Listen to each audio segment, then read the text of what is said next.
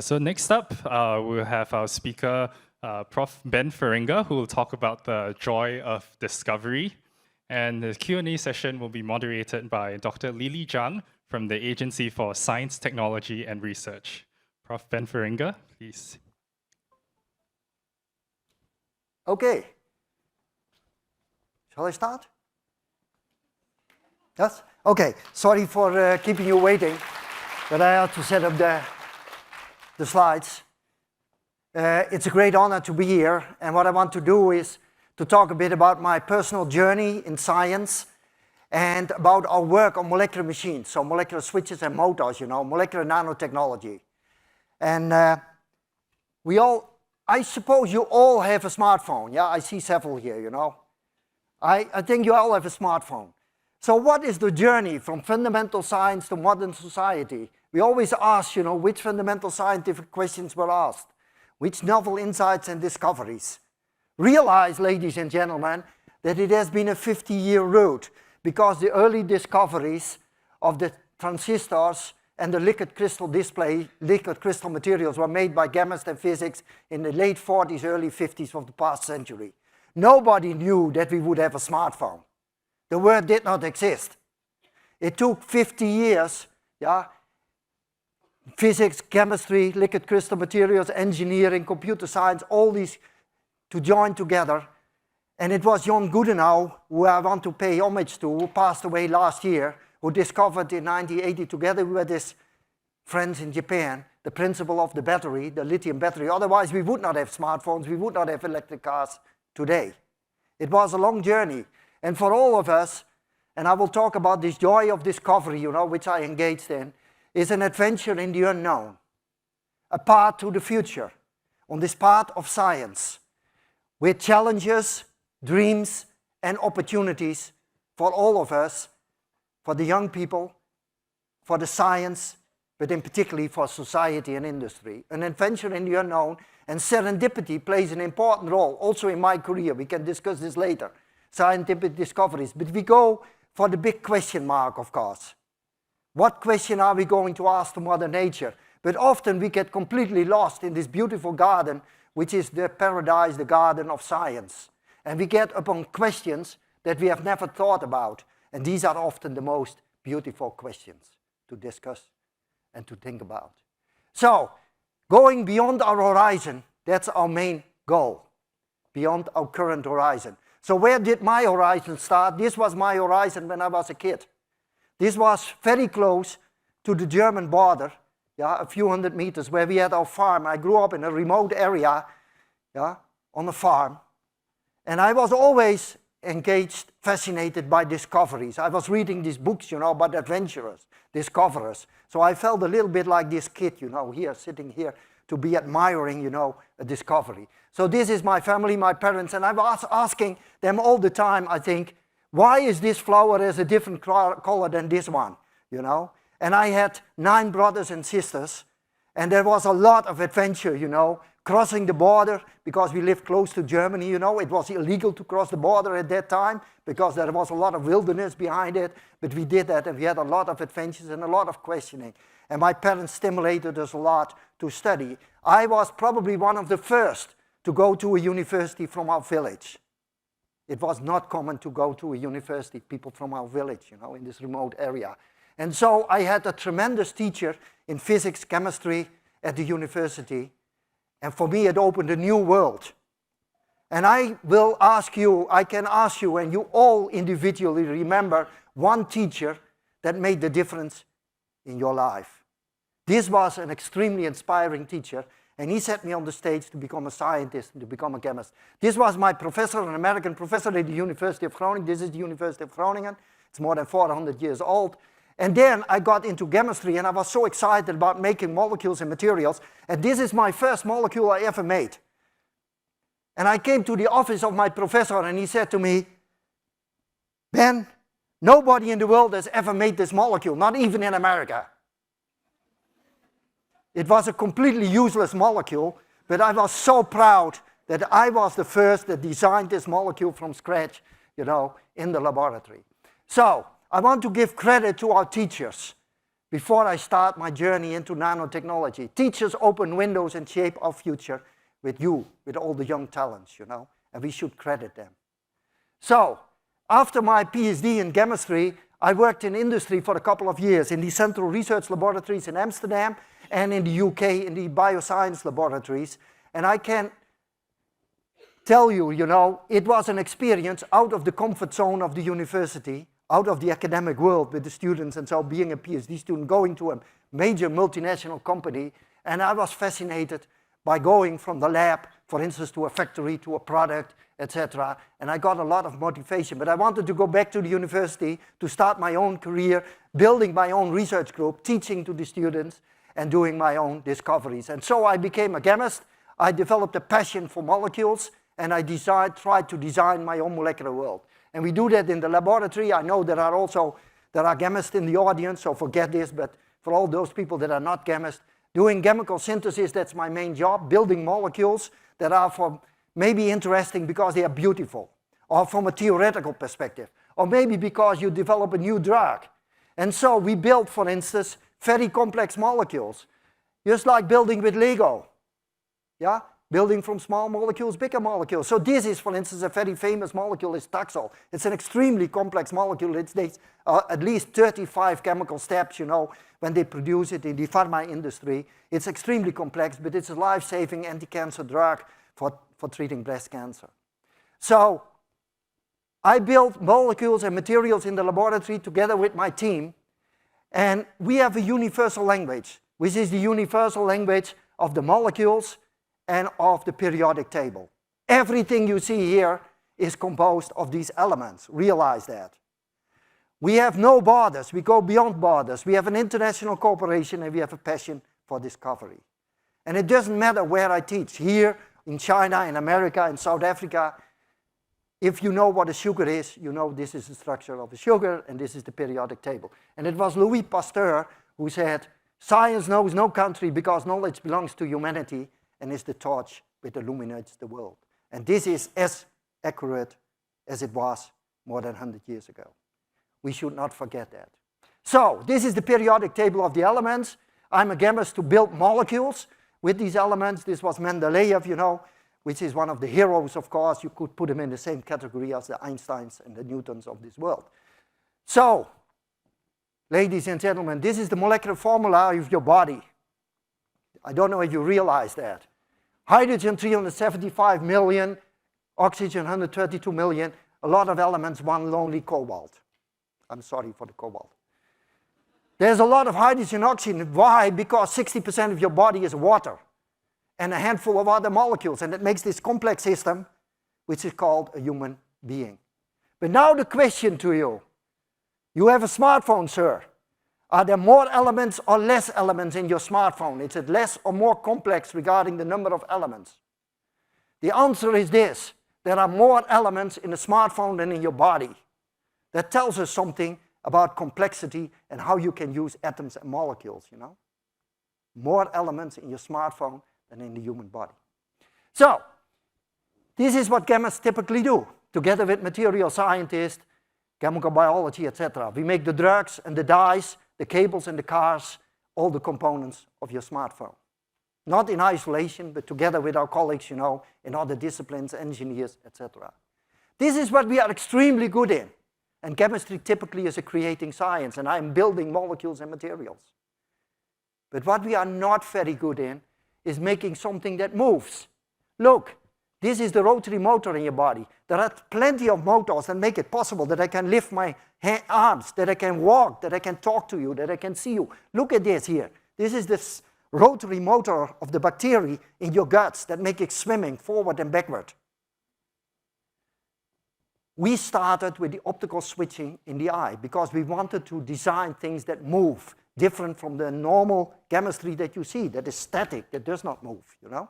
So, this was predicted by Richard Feynman, a very famous physicist. There's plenty of room at the bottom. What did he mean? Normally, you know, in computer science, in chip technology, we go down and down and down. This was the first computer, I think, designed by IBM. It filled half this room and could do way less than your smartphone. Now we have these transistors, you know, that have nanoscale features, you know, a few nanometers. Top down, yeah, and it took 50 years before we could build, like Mother Nature, tiny machines, bottom up, from molecules, and I had the privilege to go to Stockholm with these colleagues here. So, just to make you all on track, 1 nanometer is 1 billionth of a meter. Eh? So when I take one hair here, yeah, you see my hair? No, you cannot see it. It's too small. But it's 80,000 nanometer. That's the cross-section of a human hair. Yeah? Don't forget that. Size matters a lot. So, we started with building molecular switches. So you all know what a switch is, and you switch on and off the light, you switch on and off your smartphone. So this is the most beautiful switch in the world. This is the switch in your eye, and it's a very simple molecule. It has a banding structure and a linear structure. You remember this from high school, yeah? And when you switch between these two states with light, light comes to your eye, millions of these molecules switch, and that makes it possible that there's a change in the protein, the opsin, a signal goes to the brain, and we do information storage and processing.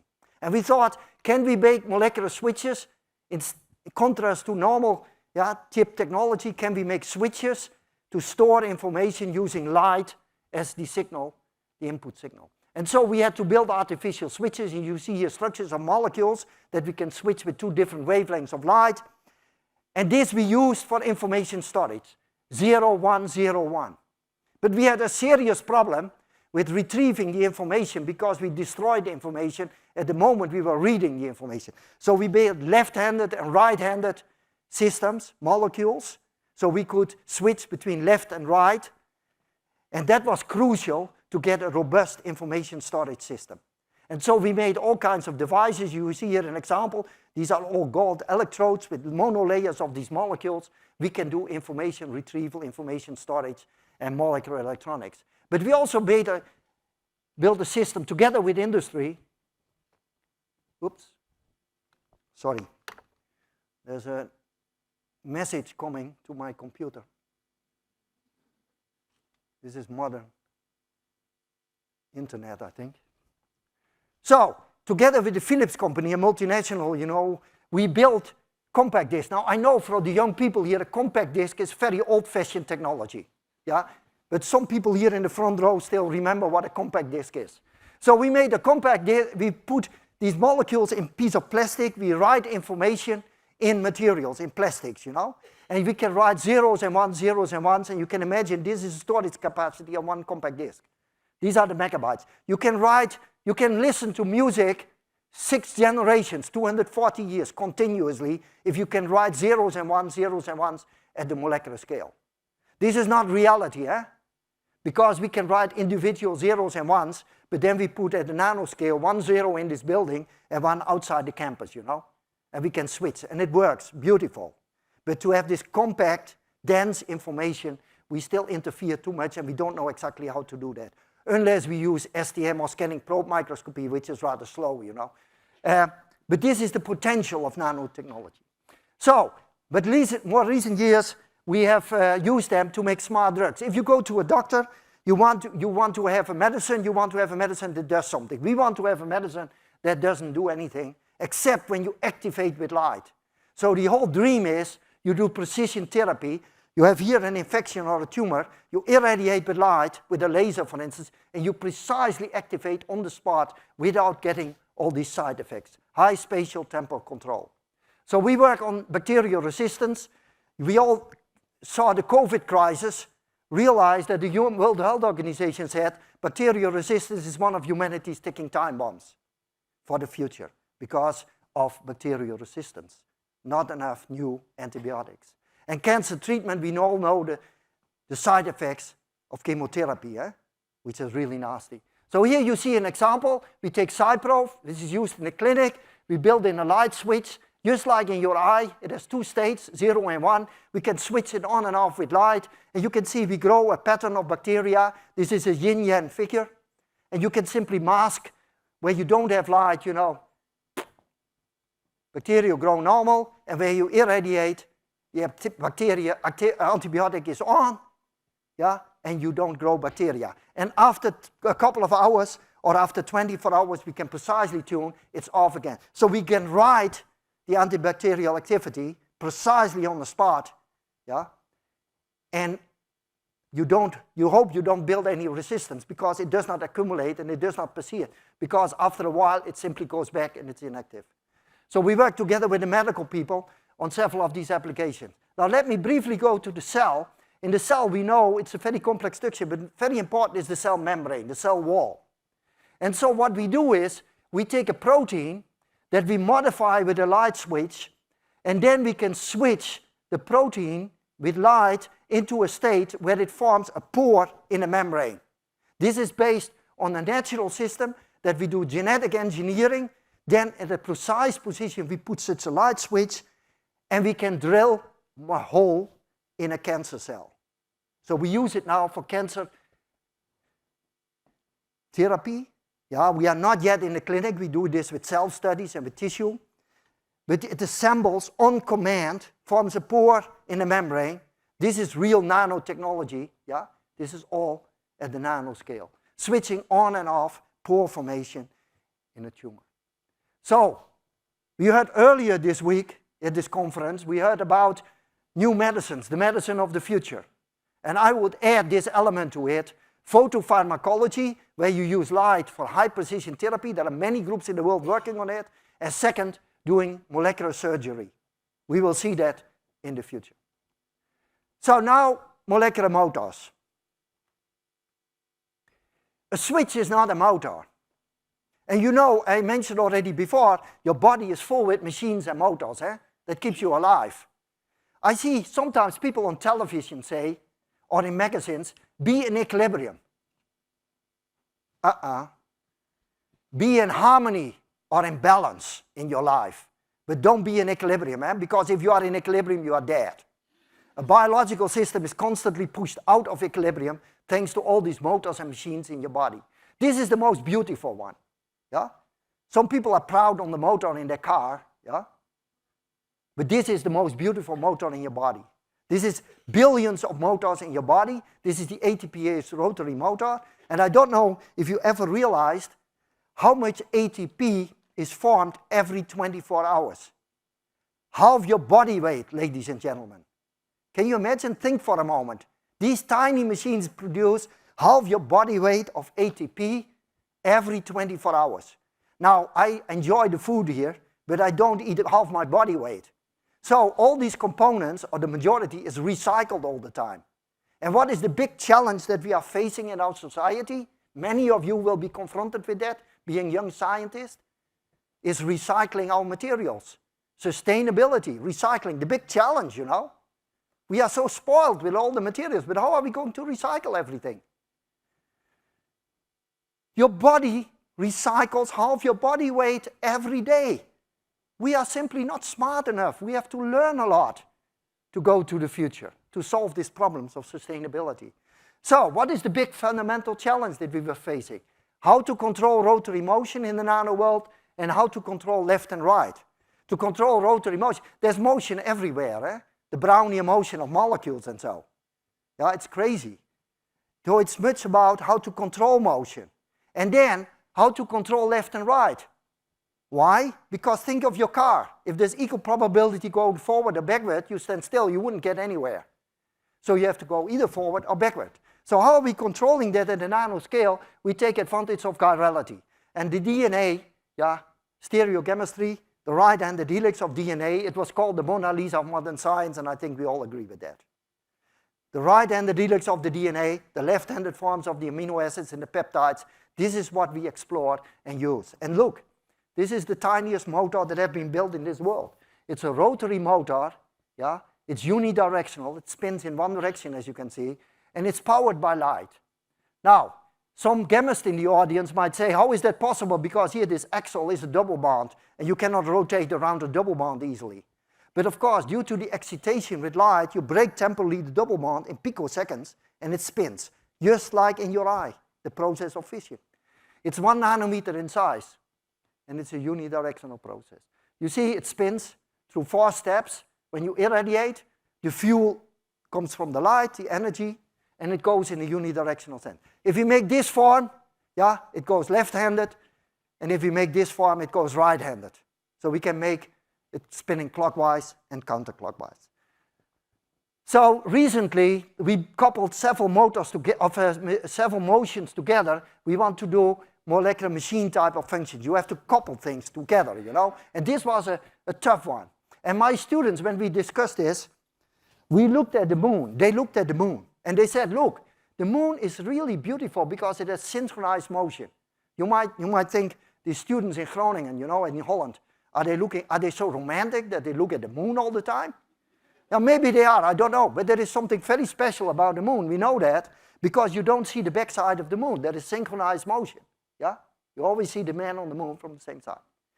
So here, if you look carefully, you see you have here coupled motions. It's powered by light, and you see this is always, this part, always see, yeah, the lower part always sees the same face of this rotating object, like the moon. This was a very delicate design, yeah, that we recently made, and this is a stepping stone to more complex machinery. Now, we have a lot of fun with display materials. I mentioned already the smartphone, the laptop, you know, your flat screen. There's all these liquid crystal materials. They are like rods in the river, like beams in the river, sorry. They are organized like this, eh? They are all nicely organized like beams in the river. And when you get a color pixel in your smartphone, yeah, or on your screen here, you have a helical organization because the Bragg reflection of the light, yeah, is depending on this helix. If you have a short helix, you get blue light. If you have a long helix, you get red light. This is how you get pixels. And they do that with electronics, of course.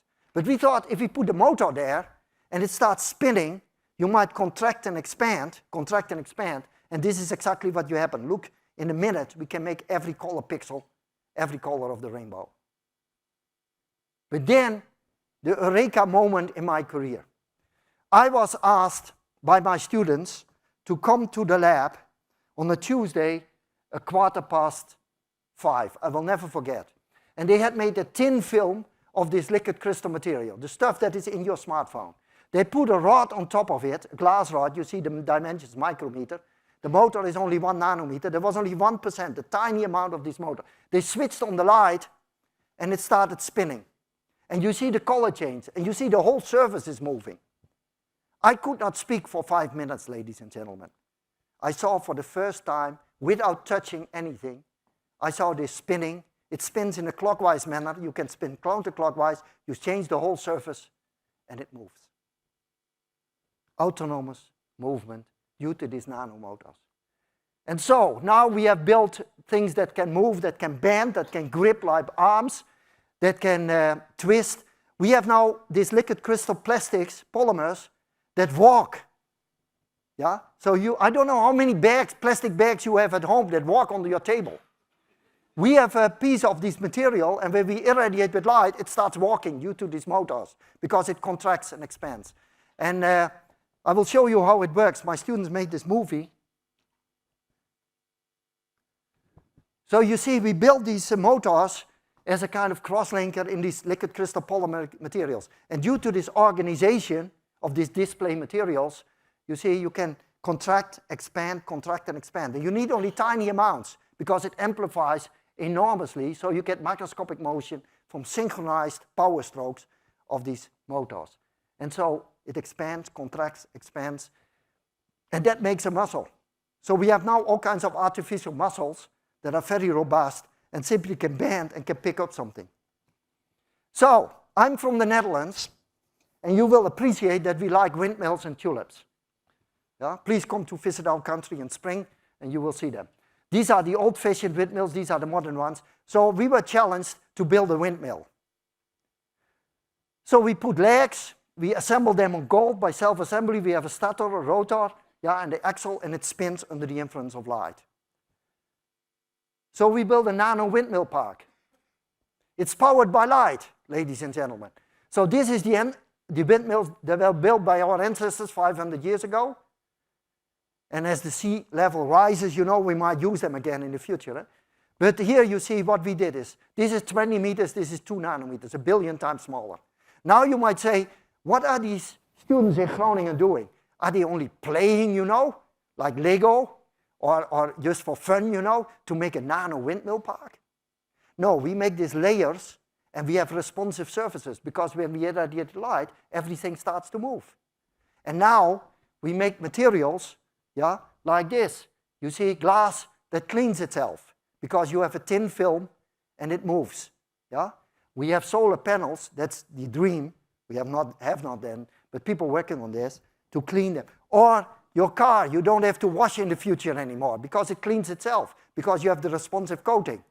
Or, what is maybe even more important, self-repair. You know, when you have a scratch in your finger and you keep it clean, it repairs itself, eh? When you have a scratch, you cut your plastic, or you have a scratch in your car, you have to go to the garage or you have to repair. Now we have the first pieces of plastic that repair themselves. We cut them, we put them together, after 10 minutes they are repaired. Because of the dynamic interfaces, the dynamic properties, mimicking a little bit what happens in Mother Nature. So, this is not reality yet, eh? But I've seen the first examples of self-cleaning glasses with this kind of responsive coatings. And our motors might be too expensive, but once you know the principles, you know, you can make this kind of materials, responsive surfaces, etc. So we built also a molecular car.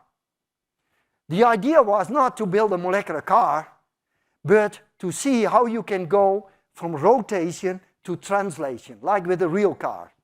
So this is, we were inspired by this. These are the engineering students that go to Australia every year. I think they have in August or so, they have this match through 3,000 kilometers to the desert or so. And we built them a little bit smaller, 2 meters and 2 nanometers, you see? 1 billion times smaller. And we built a 4-wheel drive. You see, the 4 wheels are the rotating motors. And here it is. You see, this is the STM picture. You see the nano car, and this is the nano car on the surface. But now there is a message. The nano world is a bit different, yeah, from the outside world. If I lift my arm, there are billions and billions of these motors that walk, that contract your muscle. They work together. And so, this is likely how our nano car moves. You see? It steps over the surface, just like a biological system. But it moves. And to show you that I'm not joking, you know, this is what happens in your body at this moment, in your cells. You know, the highways are built, the filaments, where things can be transported in your cell. This happens now at very fast speed. Look, once a car passes on the highway, it's detached, and then when the next car comes, it builds again. It transports. It's all fully dynamic at the nanoscale. This is the real nano world, and this is how it moves. This is how things are transported in your body. So maybe our design is not so bad after all. This is the modern electric car, the Tesla. Yeah? And I think most of you will own such a car in the future. One of these electric cars. This is our electric car, you see? 1 billion times 1 billion identical cars. This tiny amount of white powder. 1 billion times 1 billion identical cars. I would claim that my car manufacturing plant in the lab is not so bad after all. Eh? We produce a lot. Don't ask me what to do with it, but that's another question. So there was also a Formula 1 race for nano cars in Toulouse in 2017, the first ever 36-hour live nano car race for these tiny objects. And so, will we have the fantastic voyage in the future? Will we have the nano robots that will go through your body? I don't know. But let me show you one example, because I focused on light-driven systems. This is a nanotube, a carbon nanotube you will recognize. We put on enzymes that convert sugar. Because we were discussing in the lab, it would be nice if we have a kind of a submarine, a nano submarine, that you could put in a biological system like a cell or so. And so then you ask yourself the question, what is the fuel? Now there is plenty of sugar in your body. So you see here, we build these enzymes, 2 enzymes that work in concert, that convert sugar and generate oxygen. And you see here, these are these tiny objects, and they move autonomous. I don't touch, I only have to put sugar water. That's it. And when the sugar is gone, no fuel, it stops. When you add new sugar, it moves again. It's still very primitive, yeah? But it works. So, do we have nanorobots? Science or science fiction? Will the doctors in the hospital inject a nanorobot in your blood vein to go to repair a defect, to detect a tumor, or to deliver a drug? I think it will happen. Maybe not now, but in 20 or 40 years from now. Think about your smartphone. It might take another 40, 50 years, but it will happen because we know how to move. We still have to learn how to better control it, but it works. Even with sugar water, we can move things autonomous. But I'm a scientist, you know, I'm not good in predicting the future, so I would say the best way to predict the future is to invent it. And that is what we do. So I talked about getting inspiration from Mother Nature, starting with switches and motors. We make smart drugs, responsive materials, soft robotics, molecular machines. That is the future we are heading for. And this is just the fundamental beginning of this journey. So chemistry, as I said, the creating science, yes. Looking at our future, we have sustainable process and products, reinventing materials, changing the face of the chemical industry, and in drug design, medical, going from trial and error to real design. And if I have 2 more minutes, yeah, I think so, yes, I would first give credit to my group. Sharing a passion with all the young stars, because these are my stars. They come from 13 different countries, and we share a passion to invent our future. And I want to give you a small advice. Discover your talent. Follow your dreams. Be confident. Discover your energy. What is your passion? And discover your limits. How high can you set your bar? Because science is always a bit of competitive. But for me and for all of you, it's an adventure in the unknown. Don't be too afraid, eh? And don't give up too easy. But in particular, follow your dreams. And finally, you might ask, when I was this small boy at this farm, dreaming about discoveries, going to the university, you know, did I ever thought I would win a Nobel Prize? I could get a gold medal? No. Because I was working, you know, doing science, teaching with the students, discoveries, all these things. But then I got a phone call from America in 2011. On an evening, a colleague from Illinois called me and said, Ben, you were on American television. And I said, come on, why? Yeah, he said, in The Simpsons. Look, this was the week before the announcement of the Nobel Prize. And you see here chemistry, they had a betting pool, The Simpsons. Yeah? You see chemistry, Murner, Zaar, Feringa, Sonakashira. William Murner got the Nobel, from Stanford got the Nobel Prize in 2014. I had to wait another 2 years. The next morning I came to the lab and all my students had seen this and they said, Ben, Professor Ben, you will get a Nobel Prize. I said, come on. Yes, The Simpsons predicted. I said, look guys, when I was on American television, you know, in a prime program of The Simpsons, this is the highest honor you can get, you know, as a scientist. But it took another 2 years and I got this beautiful award. And it's great, it's fantastic. But I want to honor all my students and all the teams and all the collaborators that I work with. And I want to finish with one of my heroes, which is Leonardo da Vinci. 500 years ago, he mentioned, where nature finishes producing its own species, man begins, with the help of nature, to create an infinity of species. That's what we scientists do, especially in chemistry, physics, material science. And for all the young stars here, all the young talents here in the audience, imagine the unimaginable. Thank you for your attention. Thank you.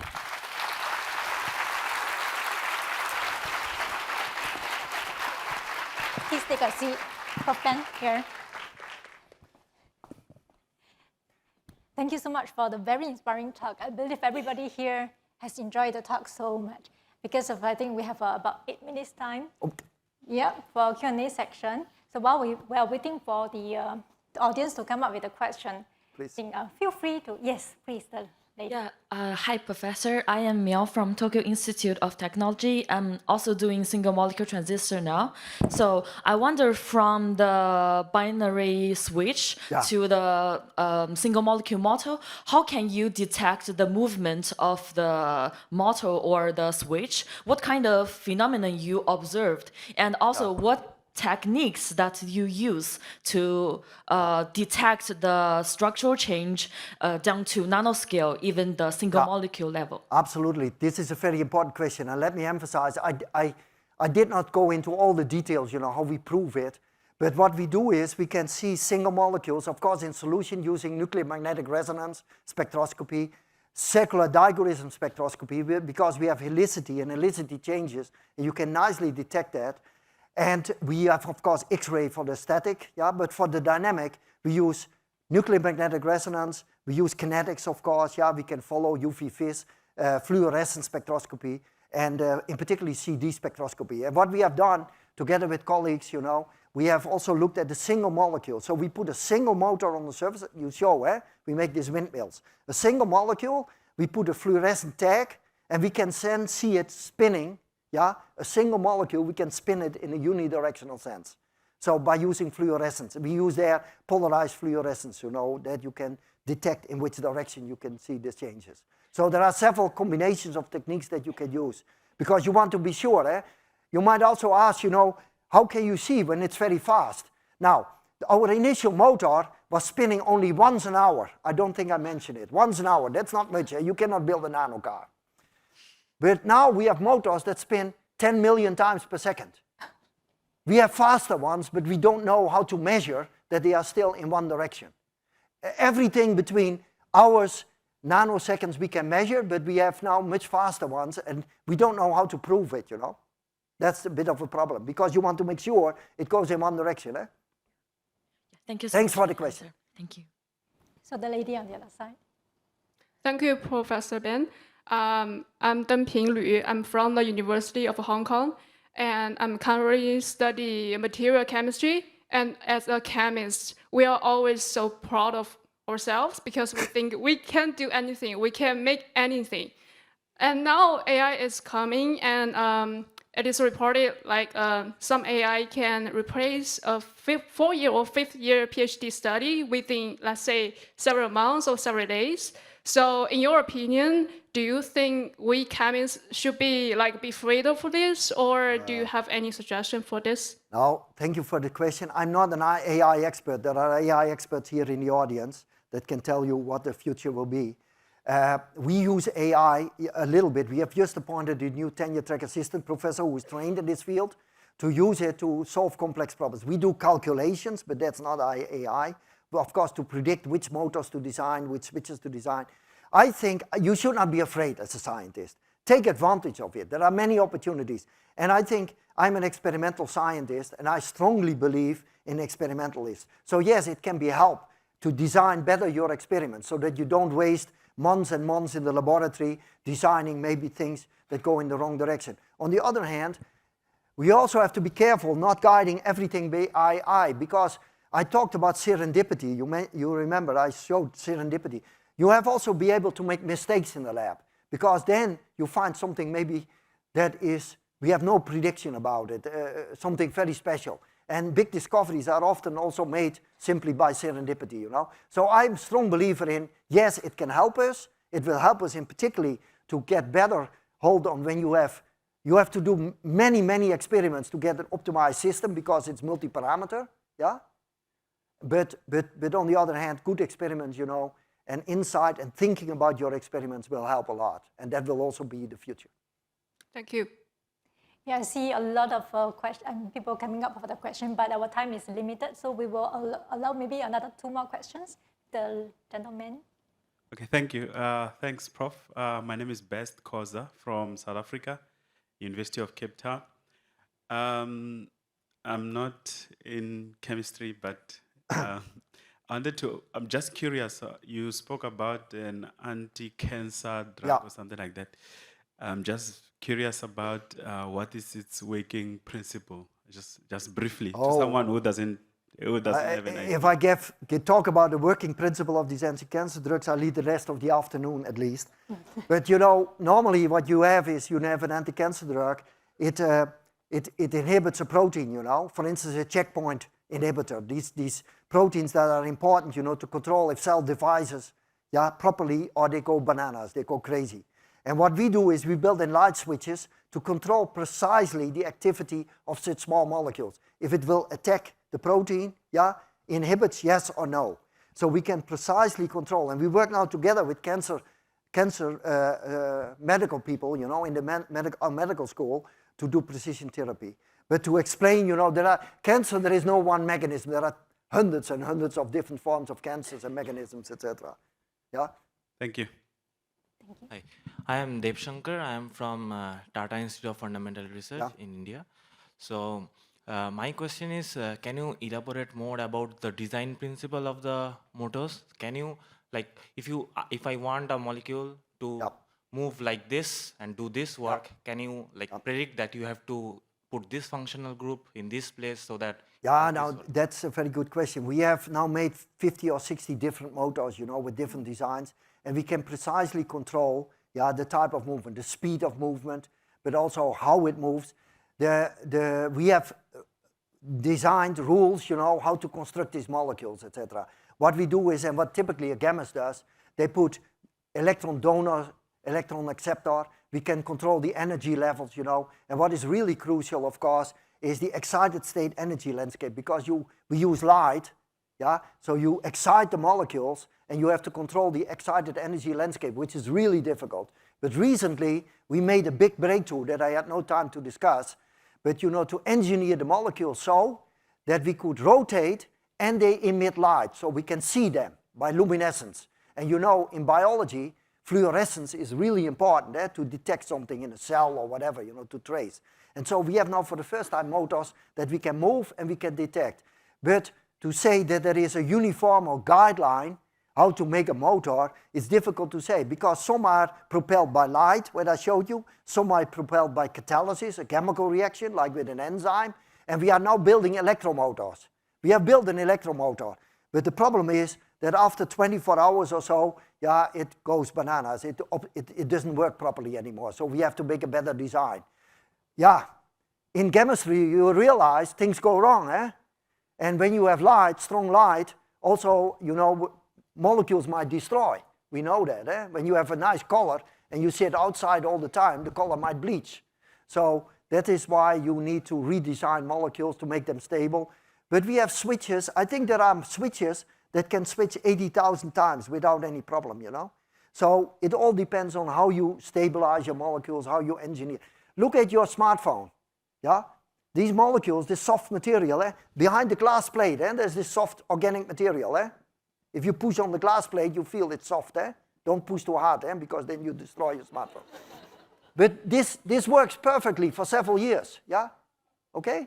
So once you have the proper molecule design and stabilized, but there is not one rule, you know. Of course, when you are a chemist or in material science, you know this is what works, this will not work,